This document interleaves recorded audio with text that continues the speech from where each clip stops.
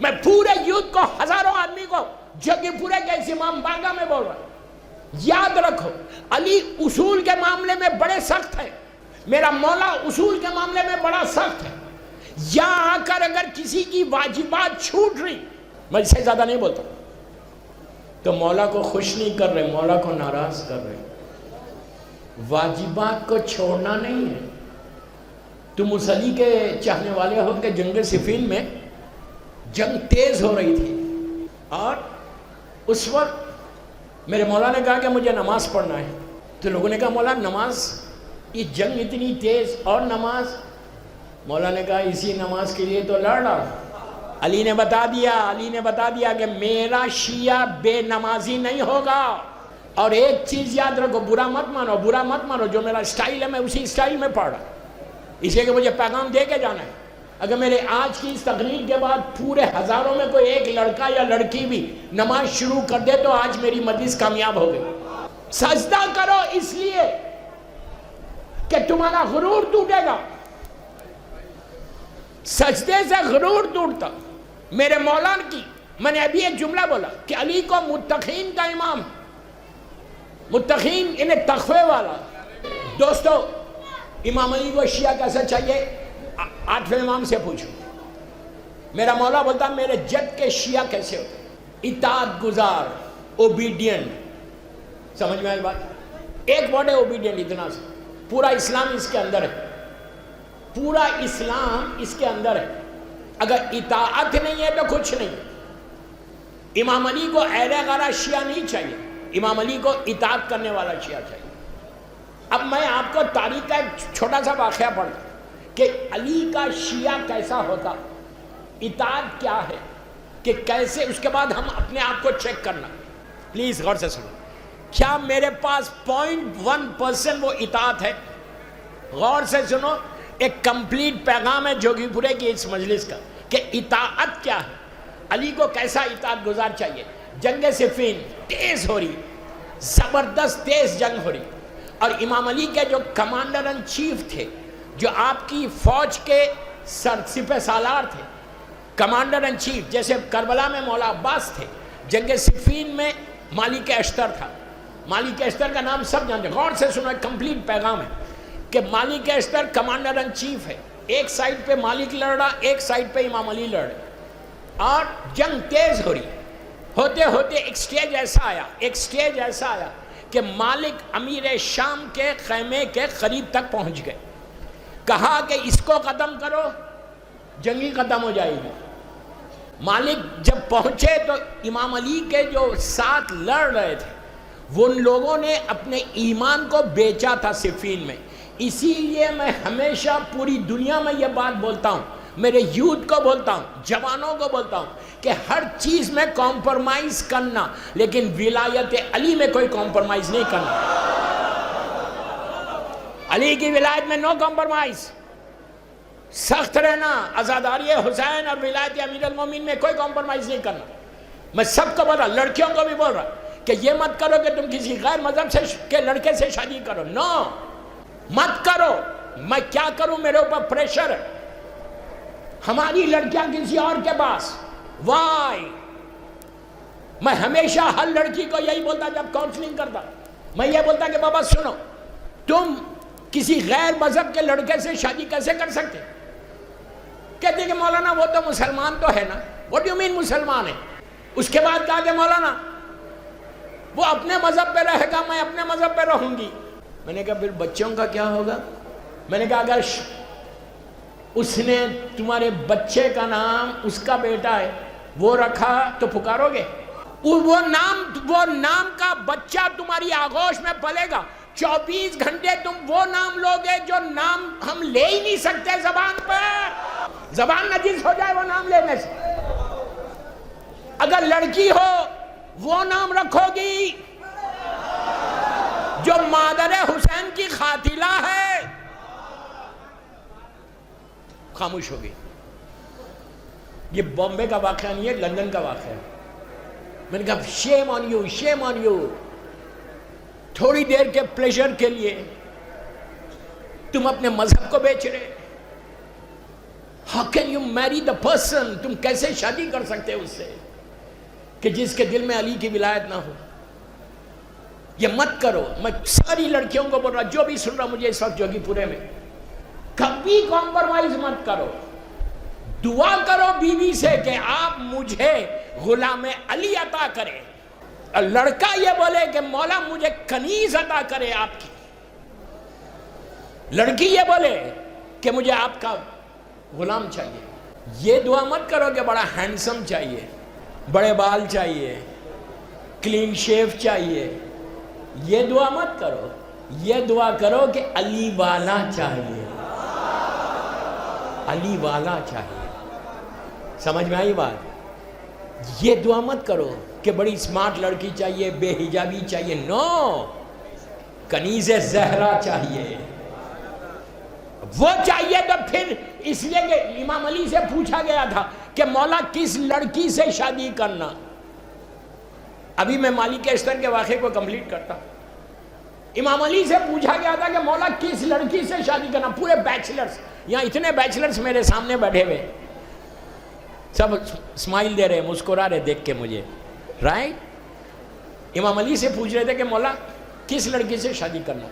علی نے کہا کہ پلیز غور سے سنو کہ جب رشتہ بھیجو کسی لڑکی کے پاس تو دو چیزیں لڑکی میں کبھی نہیں دیکھنا. پلیز میری طرف دیکھو، دو چیزیں لڑکی میں کبھی نہیں دیکھنا. تو راوی نے پوچھا مولا کیا نہیں دیکھنا لڑکی میں؟ علی نے کہا کہ کبھی یہ نئی کنڈیشن رکھنا کہ بہت پیسے والی ہو اور حسین ہو. کیوں خاموش ہو گئے؟ مطلب یہ نہیں ہے کہ کوئی حسینے پہ شادی مت کرو، اس لیے کہ لڑکا اپنے آپ کو نہیں دیکھ رہا کہ میں کیا ہوں، کالا پیلا جیسا بھی ہوں. بیوی خوبصورت ہو، وائی.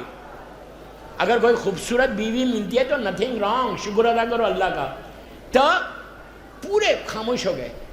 پوچھا مولا کیوں نہیں کریں یہ کنڈیشنز، کیوں نہیں رکھیں؟ حسین ہو اور خوبصورت ہو اور پیسے والی، کیوں نہیں رکھیں کنڈیشن؟ کیا خوبصورت میرے مولا نے جواب دیا. علی نے کہا یہ دونوں چیزیں فنا ہونے والی ہیں. نہیں سمجھے. آج حسن ہے، 10 سال کے بعد حسن چلا جائے گا. آج پیسہ ہے، کل پیسہ ختم ہو جائے گا. پوچھا دیکھنا کیا؟ تو کہا تقوی دیکھو، نسلی طہارت دیکھو. سمجھ میں آئی بات؟ تقوی دیکھو، نسلی تقوی ہوگا تم علی کے اوبیڈینٹ بنو گے. اب سنو، مالک اشتر جنگ لڑ، پلیز میری طرف دیکھو کہ علی کو شیعہ کیسا چاہیے. لڑتے بالکل امیر شام کے خیمے کے قریب پہنچ گئے. جب پہنچے بالکل قریب، تو جو امام علی کے چاہنے والے تھے ظاہری طور پہ لشکر میں علی کے، وہ سب راتوں میں بک چکے تھے.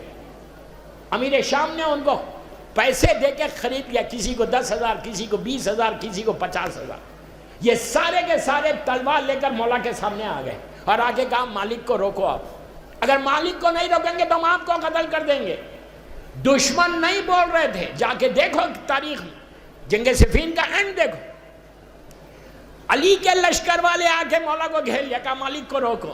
مولا نے ایک پرچہ بھیجا. اب میری طرف دیکھنا، امیر شام کا خیمہ سامنے، مالک اشتر کی تلوار اٹھی ہوئی ہے. چند لمحوں میں وہ داخل ہوں گے، ختم ہو جائے گی جنگ. چند لمحوں میں تلوار اٹھی ہوئی ہے.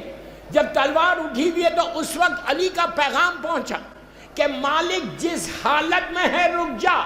تو اٹھی ہوئی تلوار کو روک کے کہا کہ میں نے تلوار کو اٹھائی تھی اطاعت علی میں، روک بھی اطاعت علی میں رہا. ایسا اطاعت گزار چاہیے، اپنی مرضی نہیں. جو امام کی مرضی ہے اس مرضی پہ چلنا ہے. اگر تم اس مرضی پہ چلو گے تو دنیا اور آخرت تمہاری ہے. ادروائز یہ دنیا کتنے دن کی ہے بھائی؟ 60 ایئرز، 70 ایئرز، 80 ایئرز، 90 سال، اس سے زیادہ تو نہیں. 60 کے بعد تو سب بونس میں ریٹائرمنٹ ہے نا انڈیا میں. 60 کے بعد تو سب بونس میں چل رہا معاملہ. تو وہ کام کرو کہ جس سے تم امام تک پہنچو. امام علی کو ڈم شیعہ نہیں چاہیے جو اپنے لیے زندہ رہتا، وہ نہیں چاہیے. علی کو وہ شیعہ چاہیے جو علی کے لیے کام کرے. کبھی خواہش کی، کبھی سوچا کہ میں امام کے لیے کوئی کام کروں؟ آج اب تاریخ کے دو چیزیں بتاتا، پوری تاریخ ہے، پورا اشرا میرا یوٹیوب پہ موجود ہے کہ ہاؤ کین وی ہیلپ امام علی۔ دوستو اتنے بڑے مجمع سے میں بول رہا ہوں، اگر تم امام علی کے لیے کام کرو گے تو ہمیشہ زندہ رہو گے، ہمیشہ تمہارا نام باقی رہے گا۔ اگر علی کے لیے کام کرو گے، پیسہ کسی کے نام کو باقی نہیں رکھتا، یہ نام کو باقی رکھتے۔ لڑکیوں کو بھی بول رہا کہ کام کرو، کام کرو، اپنی زندگی کا ایک مشن بناؤ، اپنی زندگی کو ویسٹ مت کرو۔ تو اس کے لیے پہلی چیز جو آپ کو کرنا ہے وہ ایجوکیشن کو حاصل کرنا ہے۔ جاہل علی کو سمجھ ہی نہیں سکتا، نہیں سمجھے خاموش رہ گیا آپ۔ جہالتوں میں علی سمجھ میں نہیں آتا، علم سے علی سمجھ میں آتا۔ میرے یوتھ کو بول رہا کہ پروفیشنل کورسز میں آؤ۔ جب تک تم پروفیشنل کورسز میں، آج کل بی ایس کر کے گھروں میں نہیں بیٹھنا، لڑکیوں کو بھی پڑھنا چاہیے، اچھا پڑھنا چاہیے، اچھا ایجوکیشن لینا چاہیے۔ کیوں؟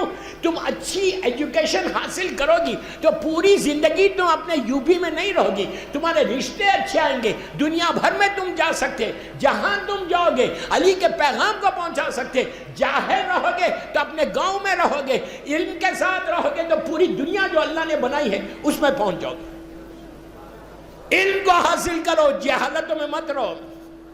مولا علی کا ایک جملہ ہے، علی کہتے ہیں کہ اگر علم کو حاصل کرنا ہے اور وہ علم کسی منافق کے پاس چلا جائے تو تم جاؤ اور لے لو، اس لیے کہ یہ تمہاری کھوئی ہوئی میراث ہے جو چلی گئی۔ ویری کلیئر میسج فرام امام علی۔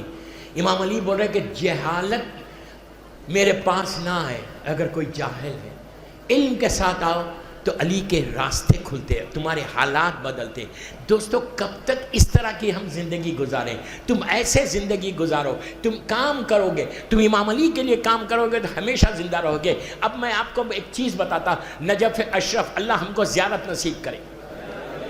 جو گئے ہوئے ہیں وہ جانتے ہیں کہ جب نجف اشرف میں آپ انٹر ہوتے، مولا کی وہ سونے کی گنبد ہے، گولڈن ٹوم، اور مولا کا صحن ہے، صرف دو میناریں، ایک رائٹ سائڈ پہ مینار ہے، ایک لیفٹ سائڈ پہ مینار ہے۔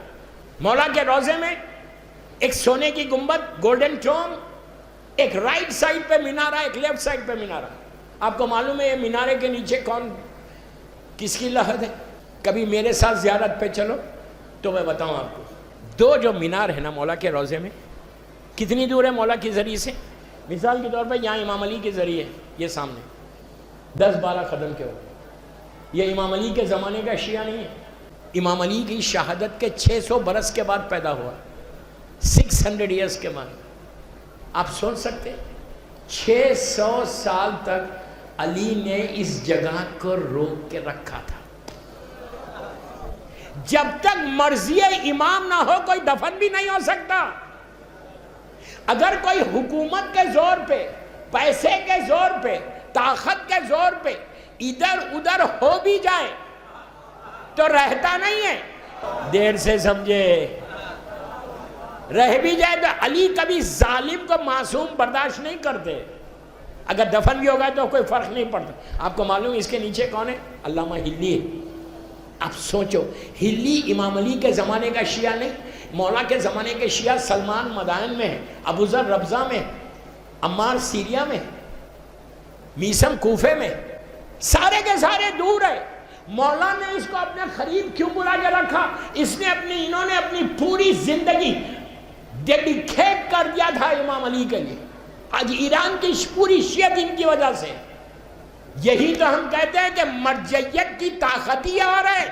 مرجعیت کو چھوڑ کے زندگی مت گزارو، ہمیشہ اپنے مرجع کی عزت کرو۔ مرجع کی عزت، اسے کہ مرجع ہماری عزت ہے۔ اب میں اس پہ نہیں بولتا زیادہ۔ دوسرے مینارے کے نیچے کون ہے؟ 1000 سال امام علی کی شہادت کے 1000 سال کے بعد پیدا ہوئے مقدس اردبیلی ہے۔ آپ سوچو امام نے ان کو کیا جگہ دی۔ اب میں ایک بات یہاں بولتا، غور سے سنو۔ امام علی کے روضے میں، امام علی کے اطراف پورا اتنے جید ہمارے مراجع دفن ہیں کہ اگر یہ لوگ باہر رہتے تو ہر لحظ سے معجزے ہوتے۔ لیکن سورج کے سامنے ستارے تھوڑی چلتے. میرا مولا سورج ہے، یہ سارے کے سارے ستارے ہیں. تو یہ مولا کا اطراف میں سارے یہ لوگ دفن ہیں کہ جنہوں نے امام علی کے لیے پوری زندگی کو کام کیا، ایسے کام کیا. اب میں آپ کو بتاتا ہوں ایک چھوٹا سا واقعہ یقین کے اوپر. آپ لوگ آئے ہیں، 4 دن رہیں گے، 3 دن رہیں گے، عبادت کریں گے، دعائیں مانگیں گے. یقین کو پہلے پیدا کرو، یقین کے ساتھ علی کے سامنے جاؤ. اور ولایت علی میں جو یقین ہے نا وہ کہیں نہیں ملے گا. جو کچھ حاجات کو لے کر آئے یہ سمجھ کے دعا کرو کہ یہ میرے مولا کا نجف اشرف میں نہیں گیا، میں یہاں پہ آیا ہوں. اور جا کے بولو مولا کو کہ مولا میں آپ کی کنیز ہوں، میں آپ کا غلام ہوں. I'm here مولا. یقین کو پیدا کر کے جا کے علی سے مانگو، پھر دیکھو دیتے کیا ہے. اگر تم خالی گھومتے رہو گے جتنی دیر آج کی رات ہے، کل کی رات، 2 راتوں میں وہ کام کرو جو حسین کو بھی پسند ہے، ہر امام کو پسند ہے، امام علی کو پسند ہے. میں سارے یوتھ کو بول رہا، بڑوں کو نہیں بول رہا. مجلس کے بعد تم جب سونے جاؤ اپنے اپنے بستروں پہ، اس سے پہلے میں تم سے 15 منٹ مانگ رہا سارے مجمع سے. 15 منٹس امام علی کے نام پہ دینا. آج کی رات، آج اور کل کی رات جو میں دے رہا آپ کو، یہ کر کے دیکھو. اس کے بعد دیکھو کہ مولا تم کو دیتا کیا ہے. ہو سکتا ہے تم مانگو اور تمہاری دعا پوری ہو جائے. امام علی کی جو سب سے فیورٹ نماز تھی شب نماز. 3 رکعت نماز پڑھو. آج ہوم ورک دے کے جا رہا ہوں. نماز کے معاملے میں سر جھکا لیا آپ نے. میں آپ کے فائدے کی بات کر رہا. جب آئے ہو تو علی کو کچھ تو دو. کچھ نہیں دو گے، صرف لینے آئے ہو. مولا کو دیا کیا آپ نے اب تک؟ کچھ بھی نہیں دیا نا. نماز شب پڑھو 3 رکعت بس. 2 رکعت شفا، 1 رکعت وتر. یہ مولا حسین کی آخری وصیتوں میں سے ایک وصیت ہے کہ بہن مجھے نماز شب میں نہیں بھولنا. عصر کے وقت 3 رکعت نماز پڑھو جا کے مولا کے روزے میں، اور پڑھ کے بولو مولا یہ مولا حسین کے لڑکیوں کی اگر رشتہ نہیں ہے تو بہترین نماز ہے. رزق کا کسی کو پرابلم ہے تو یہ بہترین نماز ہے. اگر اولاد نہیں ہو رہی تو یہ بہترین نماز ہے. ہسبینڈ اینڈ وائف میں اگر پرابلم ہے تو یہ بہترین نماز ہے. تمہارے رشتوں میں محبت پیدا ہو جاتی اور اولاد ہوتی. اس لیے کہ نماز شب میں امام علی نے مولا عباس کو مانگا تھا اور حسین نے سکینہ کو نماز شب میں مانگا تھا. لڑکا بھی چاہتے تو نماز شب پڑھو، لڑکی بھی چاہتے تو نماز شب پڑھو. کم از کم یہ 3 دن 2 دن جو تمہارے پاس ہیں، 2 راتیں، اس کو ویسٹ مت کرو. جتنا موقع مل رہا اتنی عبادت کر کے علی کے روزے میں رہنے کی زیادہ کوشش کرو. گھومنے کی کوشش مت کرو. یا مجلس کرو یا مولا کے روزے میں چلے جاؤ اور جا کے بولو مولا میں اتنی دور سے آپ کے پاس آیا، آپ کائنات کے مشکل کشا ہے، میری اتنی بڑی لسٹ ہے، میرے یہ پرابلمس ہے، اس کو آپ سالو کریں. علی نہیں کریں گے تو کون سالو کرے گا؟ یہ کرو. اور آج امام علی کو تحفہ دینا، آج اور کل دونوں دن. میں بڑی زیارت نہیں دے رہا. اگر عاشورہ پڑھو گے تو نتھنگ لائک دیٹ. اگر کم از کم وارثہ آپ یہ پڑھو، اس لیے کہ دوستو سلام واجب نہیں ہے، جواب سلام واجب ہے. یاد رکھو جب تم کہتے ہو السلام علیکہ یا ابا عبداللہ، حسین کربلا سے تم کو جواب دیتا ہے. تو سوچو تم امام علی کے روزے میں 2 کام کرنا. مجلس کے بعد اندر جانا، 3 رکعت شب نماز پڑھ لو، اور زیارت وارثہ 5 منٹ کی ہے. پڑھ کے دیکھو کہ تمہاری زیارت کی قبولیت کیسے ہوتی. تم دیکھو کہ جو تمہاری دعائیں تم لے کر آئے ہو وہ کھلتے کیسا ہیں. اس لیے کہ اگر میں امام علی کو کوئی تحفہ نہ دوں تو پھر میں دے رہا کیا. یا آپ خود بولو کہ جب آپ کسی بڑے کے پاس جاتے ہو تو کوئی نہ کوئی تحفہ لے کے جاتے. غریب کوئی مٹھائی لے کے جاتا، کوئی نہ کوئی تحفہ. ہم علی کے پاس کیا تحفہ لے کر آئے؟ ہم غریب، ہم فقیروں کے فقیر ہیں، وہ امیروں کا امیر ہے. تم جا کر اتنا بولو کہ مولا میں کچھ نہیں دے سکتا، آپ کو صرف زیارت وارثہ اور نماز شب کو تحفہ دے رہا. تم یقین کرو میری بات پہ، ممبر سے بول رہا، ہزاروں کے مجمع میں بول رہا، یہ کر کے دیکھو کہ علی تم کو عطا کیا کرتا ہے. میں نے 2 پیغام دیے جس سے میں نے مجلس کا آغاز کیا، جس دعا سے اللہم ارزقنی شفاعت الحسین علیہ السلام یوم الورود. یہ کس کے جملے ہیں؟ کس زیارت کے جملے ہیں یہ؟ گڈ، یہ عاشورہ کے جملے. کہاں بولتے؟ سجدے میں جا کے بولتے. اللہم ارزقنی شفاعت الحسین، کہ پروردگار تو مجھے شفاعت الحسین عطا کر یوم الورود لحد میں۔ یہ جملے خنود میں بھی پڑھو، جتنا پڑھو گے اتنا تمہاری زندگی بدلتی جائے گی، لائف میں چینج آنا، ٹوٹل چینج آنا، خوش اس میں ہونا کہ میں نے امام کے لیے کچھ کام کیا۔